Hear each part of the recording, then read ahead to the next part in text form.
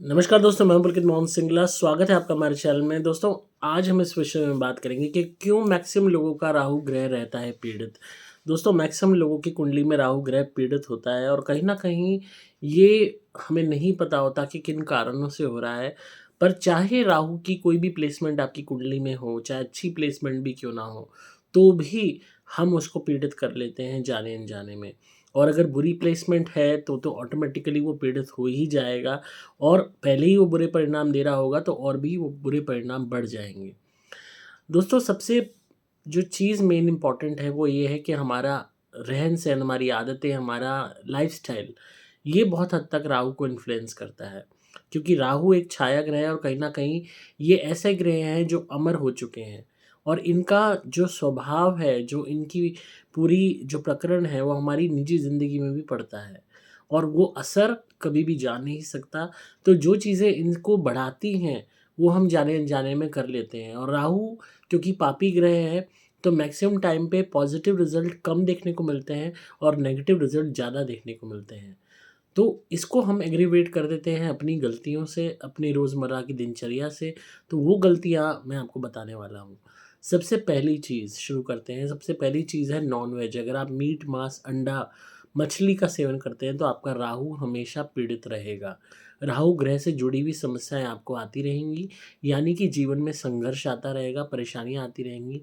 अगर आपका राहु ग्रह किसी भी और ग्रह के साथ अलाइन्ड होगा, तो भी उस ग्रह के पॉज़िटिव असरों को ख़त्म कर देगा और वैसे भी जीवन में उथल-पुथल रहेगी, आकस्मिक धन का लॉस हो जाना, हेल्थ का लॉस हो जाना, कोई ना कोई और प्रॉब्लम्स आ जाना, कर्ज़ बढ़ जाना, दिक्कतें आ जाना, कोई ना कोई तरीके की समस्याएँ उत्पन्न रहना, झगड़े बने रहना, आपको बीमारी लंबे समय तक बने रहना, पैसे की तंगी रहना, तो ये कुछ ऐसे लक्षण हैं जो हमेशा बने ही रहते हैं।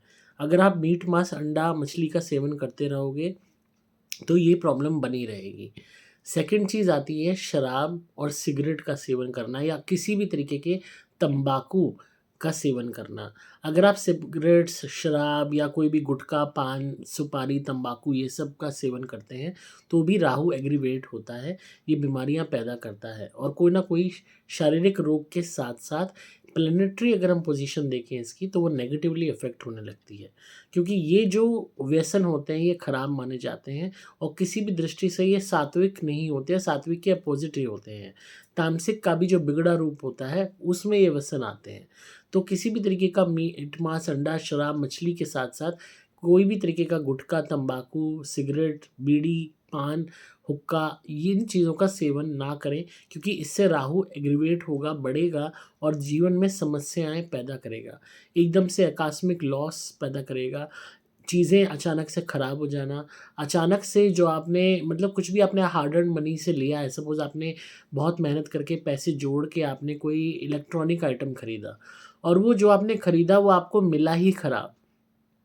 आप कोशिश करते रहे उसको बदलवाने की कि मुझे ख़राब मिला है, पर वो बदला नहीं गया बल्कि आप सर्विस सेंटर के चक्कर काटते रहे।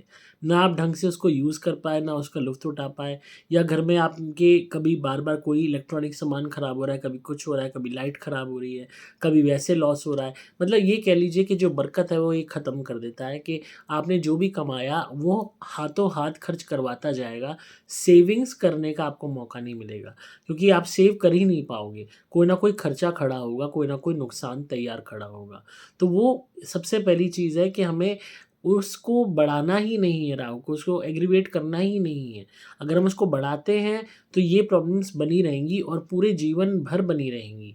तो इनको जैसे सबसे पहला पॉइंट मैंने आपको बताया मीट, मांस, अंडा, मछली इसको कंप्लीटली अपने जीवन से निकाल दो अगर राहु को शांत करना चाहते हो तो। इसके बुरे परिणामों को कुंडली में इसे कंप्लीटली एलिमिनेट करना चाहते हो तो सबसे पहली चीज़ ये है। दूसरी चीज़ है शराब, सिगरेट, तम्बाकू, हुक्का, बीड़ी, पान, सुपारी। इनका भी अगर आप सेवन बंद कर देते हो तो मैक्सिमम प्रॉब्लम्स, मैक्सिमम इसके नेगेटिव इफ़ेक्ट ख़त्म हो जाएँगे। क्योंकि राहु ग्रह खाली अपने ऊपर ही अपने एक बेस लेवल पे ही चीज़ें ख़राब नहीं करता, बल्कि जो पॉज़िटिव ग्रह हैं उनको भी अफ़ेक्ट करता है। जैसे आपका सूर्य हो गया, इसको बहुत जल्दी दूषित करता है, ख़राब करता है। चंद्र ग्रह को बहुत जल्दी ख़राब करता है। तो शनि ग्रह को बहुत नेगेटिवली एग्रीवेट करता है। केतु पे भी अगर उसके साथ जैसे अलाइनमेंट होती है, क्योंकि जहाँ भी राहु होगा अपोजिट में केतु होगा, तो उस पे भी एक एग्रीवेशन का, एक चीज़ को बढ़ाने का एक नेगेटिव असर देखने को मिलेगा। तीसरी चीज़, टाइम पे सोना शुरू कीजिए, देर रात मत जागिए। बहुत लोग हैं रात को 2-2 3-3 बजे तक जागते हैं और सुबह सोने चलते हैं 4-5 बजे, फिर उसके बाद 12-1 बजे उठते हैं। तो ये जो दिनचर्या है ख़राब है, ये शारीरिक तौर पे अगर मैं हम साइंटिफिकली कहें तो भी आपको बीमार करेगा। इससे कैंसर भी हो सकता है अगर आप लंबे समय तक रात भर जागते रहे और रात को आपने पूरी नींद नहीं ली, बॉडी ख़राब भी होगी, बॉडी का साइकिल बिगड़ जाएगा एंड ऑटोमेटिकली, क्योंकि रात का समय पारलौकिक शक्तियों का होता है, जितना ज़्यादा आप जागे रहेंगे, ऑब्वियस सी बात है आप जागे हुए बैठे नहीं रहेंगे, या तो आप कुछ खाते पीते रहेंगे या कुछ भी बात करते रहेंगे, कुछ भी आप एक actively you will be involved. तो वो चीज़ आपको अफेक्ट करेगी नेगेटिवली, और अगर आपके यहाँ कोई भी तरीके की नेगेटिव ऊर्जा है तो उसका प्रभाव भी आप पे ज़्यादा पड़ेगा। तो इसलिए रात को आप सोने की कोशिश कीजिए और रात को मत जगे रहिए। अगर बिल्कुल ही नींद नहीं आती तो आप भले ही हमारा कड़ा पहन लीजिए अभिमंत्रित शेरमुखी, उससे नींद आने लगेगी, नींद की प्रॉब्लम ख़त्म हो जाएगी, अगर नहीं आती है तो। बट इसको प्रायोरिटी पे लीजिए कि हमने रात को नहीं जागना, हमने सोना है। चौथी चीज़, देर रात को खाना-पीना बंद कीजिए। ये बात मैं पहले भी बता चुका हूँ कि 12 बजे के बाद खाना मत खाया कीजिए, 12 बजे से पहले खा लीजिए।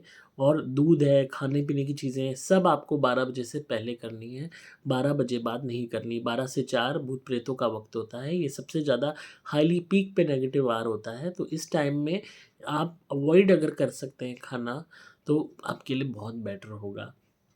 इसके अलावा गंदे कपड़े, मैले कपड़े, स्मेली कपड़े, 1-1 हफ़्ते तक उन्हीं कपड़ों को पहनना, ये अपना शौक त्याग दीजिए। आजकल के यंगस्टर्स भी ऐसे करते हैं और मेरे साथ इतने सारे इंटरनेशनल क्लाइंट्स जुड़े हुए हैं और मैक्सिमम लोग वहाँ पे काम, घर का काम करने को बचने से, ख़ासकर जो अकेले रह रहे हैं, इतने सारे लोगों की से बात होती है और हर बंदे की ये एक कॉमन चीज़ मुझे देखने को मिलती है कि हफ़्ता-हफ़्ता हो जाता है, वही जीन्स, वही पैंट, वही कमीज, उसको चलाए जा रहे हैं, चलाए जा रहे हैं, घसीटे जा रहे हैं, वही हुड्डी, वही स्वेटर पहने ही जा रहे हैं, पहने जा रहे हैं, जब तक कि उसमें इतनी बदबू ना आने लगे या वो इतनी मैली ना हो जाए कि आप नेक्स्ट डे नहीं पहन पा रहे हो।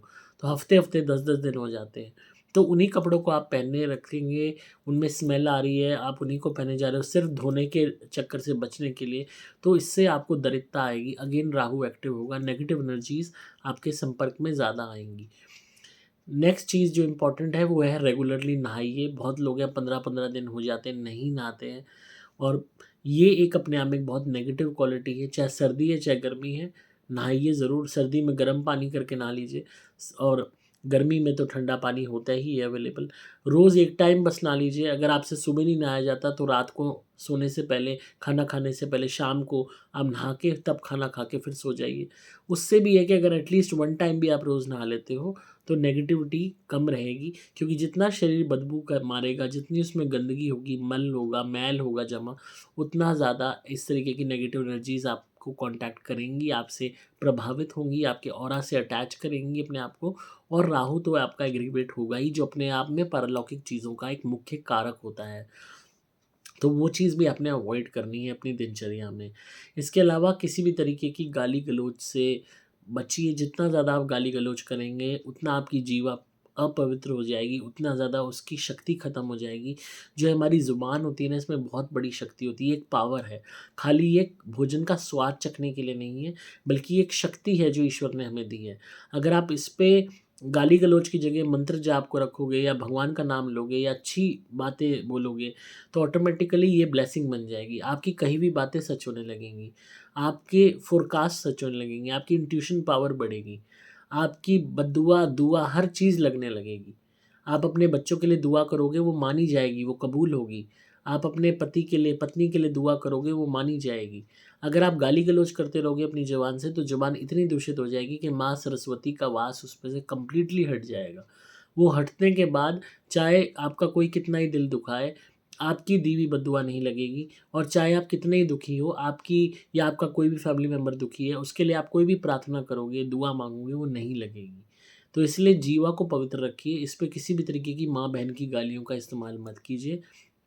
ये आप गाली देने को दे लो, पर इनके मीनिंग बहुत बुरे हैं, गलत हैं और जितना आप माँ-बहन की गालियाँ दोगे, उतना ज़्यादा जीव को अपवित्र करोगे। जो लोग देते हैं, जो भटके हुए हैं, जिनकी स्पिरिचुअलिटी ज़ीरो है, जो ईश्वर को नहीं पाने वाले, उनको गड्ढे में गिरने दो।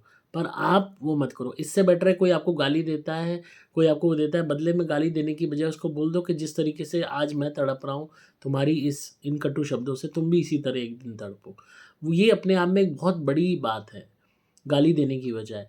कोई आपको बहन की, माँ की कहता है या कोई पीछे से आपको सुनने में आता है, कोई ये कह रहा है, आप परेशान हो, आप को वो हो रहा है, फ़ील हो रहा है, तो आप सीधा भगवान से प्रार्थना करो कि जिस तरीके से आज मैं मानसिक तौर पर तड़प रहा हूँ, उन शब्दों के बाण जो मुझे दुःख दे रहे हैं, भगवान करे कि उस इंसान को भी उतना ही दर्द हो, उतना ही दुःख हो। ये जो अपने आप में बात है ना, ये इतनी तगड़ी जाके लगेगी कि आप सोच भी नहीं सकते।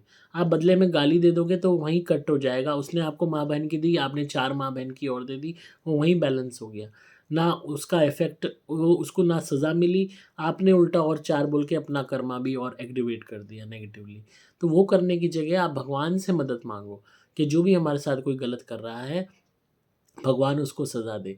किसी ने आप पे टोटका किया है, तो यही प्रार्थना करो कि जिसने भी मेरे पे टोटका किया है, मुझे तड़पाया है, भगवान उसको भी उसी तरह तड़पाए, उससे भी ज़्यादा बुरी तरह तड़पाए। जिस तरह आज मैं तड़पा हूँ, वो भी तड़पे। तो अपने आप देखोगे कि जो आपकी तड़प है, वो रंग लाएगी और अपने आप आपकी वो जो है कबूल ही जाएगी वो प्रार्थना। और ज़्यादा से ज़्यादा भगवान का नाम लो, ज़्यादा से ज़्यादा मंत्रों का जाप करो। जितना मंत्रों जो का जाप करोगे, जितना भगवान की उपासनाएँ करोगे, चाहे दुर्गा सप्तशती का पाठ कर लो, चाहे गीता का पाठ कर लो, चाहे रेगुलर बेसिस पे आप कोई भी मंत्र जाप कर लो, चाहे किसी ग्रह का मंत्र जाप कर लो, चाहे माँ काली के मंत्र का जाप कर लो। आप यकीन मानिए आपकी जीवा एक जादुई वो बन जाएगी, आप जो बोलोगे वो सच होने लगेगा। तो ये राहु को की एक पॉज़िटिव साइड हो जाएगा। अगर ने गाली-गलौच करते रहोगे तो राहु इतना नेगेटिव हो जाएगा कि आप किसी भी तरीके से ईश्वर की कृपा नहीं पा सकोगे। तो किसी भी तरीके से इन आदतों को अगर आप समझ लेते हो, तो बहुत हद तक प्रॉब्लम्स आपकी दूर हो जाएँगी। एंड फिर आती है नेक्स्ट पॉइंट आपके घर का। जितना घर को साफ-सुथरा रखोगे, जितना ज़्यादा क्लीन रखोगे, जितना ज़्यादा कम सामान रखोगे, उतना राहु आपका शांत रहेगा। बहुत लोग होते हैं घर में सामान ठूँसते रहते हैं ला-ला के। ये नहीं पता कहाँ क्या पड़ा है, फैला पड़ा है घर। और जी भर के अपने सामान फिर भी आए जा रहा है, पटके जा रहे हैं घर में, जगह नहीं है। जितना आप घर को फैला के रखोगे, गंदा रखोगे, कहीं कपड़े पड़े हैं, कहीं जूते पड़े हैं, कहीं सामान पड़ा है, कहीं पे अनयूज़ सामान पड़ा है, जितना फैला रहेगा उतना राहु एग्रीवेट होगा, उतना बढ़ेगा, उतनी समस्याएँ बढ़ेंगी, उतनी मेंटल टेंशन बढ़ेगी, उतनी नेगेटिव एनर्जीज़ बढ़ेंगी।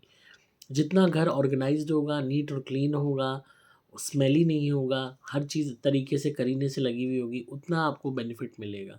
और जो फ़ालतू सामान है उसको घर से बाहर निकालते रहिए, किसी न किसी को डोनेट करते रहिए।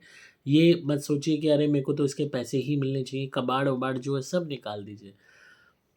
फिर आता है पॉइंट कोई भी तरीके के इलेक्ट्रॉनिक सामान का, कोई भी खराब इलेक्ट्रॉनिक सामान है, पुराना इलेक्ट्रॉनिक सामान है, आउट ऑफ फैशन इलेक्ट्रॉनिक सामान है या आप अब यूज़ नहीं करते उसको, कम बाहर निकाल दीजिए, फ्री में दे दीजिए। फ्री में देने से ही आप कहोगे आधी से ज़्यादा प्रॉब्लम आपकी निकल जाएगी।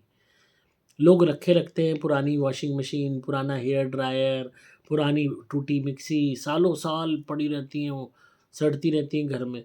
और वो इसी आस में इसके पता नहीं कितने पैसे मिल जाएँगे, वो मिलता कुछ नहीं है।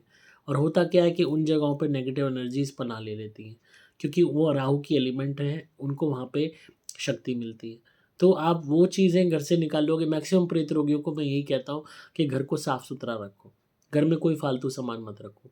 आधे से ज़्यादा रिलीफ़ वहीं देखने को मिल जाएगा। तो ये बहुत इम्पोर्टेंट है कि आप ये करें, तो इससे भी आपको बहुत बेनिफिट मिलेगा। ये कुछ रेमेडीज़ ऐसी हैं जो आपको बेनिफिट इतना दे देंगी कि आपको कोई आधे से ज़्यादा, मतलब ये कह लीजिए कि राहु से रिलेटेड प्रॉब्लम्स तो वैसे ही आपकी दूर होनी शुरू हो जाएँगी। उसके अलावा बहुत इम्पोर्टेंट है कि आप सूर्य भगवान को जल दो। रोज़ सुबह-सुबह आप सूर्य भगवान को जल दो, ये नियम बनाओ।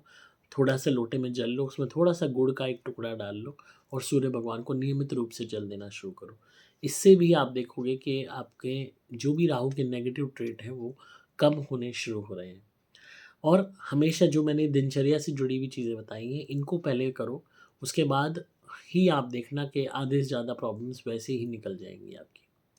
तो राहु ऑटोमेटिकली आपका आधी से ज़्यादा आपकी आदतों से ही ठीक हो सकता है, अगर आप बशर्ते उनको पॉजिटिवली करो। एंड इट्स नॉट जस्ट कि एक ही फैमिली मेंबर करेगा, हर एक को इस चीज़ को फॉलो करना है और मिल के यूनिटी से हमें अपनी फैमिली में ये चीज़ लागू करानी है।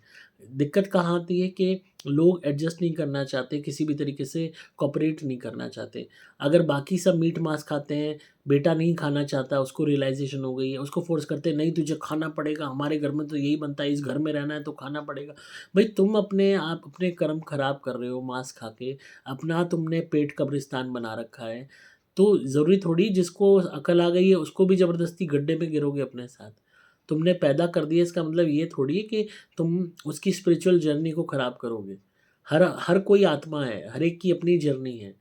अगर हम साथ आ गए एक परिवार के रूप में कि तो ज़रूरी नहीं है कि आप उसको फ़ोर्स करोगे। तो वही वाली बात हो गई जैसे अंग्रेज़ मीट मांस फ़ोर्स किया करते थे सात्विक लोगों पे, वेजिटेरियन इंडियंस पे अपने टाइम में, तो उनको दूषित करने के लिए, पॉल्यूट करने के लिए। आज माँ-बाप ऐसा कर रहे हैं, भाई-बहन ऐसा कर रहे हैं, बच्चे ऐसा कर रहे हैं, घरों में आज ऐसा हो रहा है। बाप को लत लगी हुई है, वो फ़ोर्स करता है पूरी फ़ैमिली को कि सभी खाओ। घर में आएगा, पकाना पड़ेगा। ना चाहते हुए भी औरतें पकाती हैं मन मार के।